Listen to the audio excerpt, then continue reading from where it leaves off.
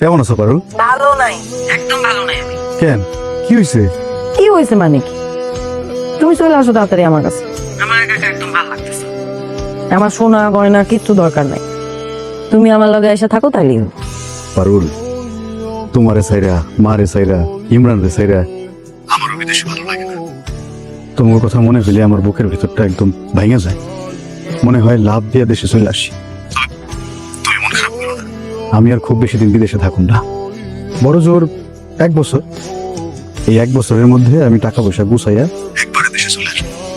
আইসা ছোটখাটো একটা ব্যবসা করুন, তোমার সাথেই থাকুন। সত্যি কইতেছো? সত্যি কইতেছি। আচ্ছা শোনো, দক্ষিণ পাড়ার হাসিম কাকার কাছ থেকে জমিটা কিনছি, এই জমিটা কালকের মধ্যে রেজিস্ট্রি করানো লাগবে। মা আর ইমরান কই? ওদের সাথে এই বিষয়ে কথা বলা দরকার, ওদের ডাকো। আম্মা, আম্মা আপনার ছেলে কথা কইবো, ইমরান ভাইয়ে কথা কইবো। ডাকছি, আইতাছে।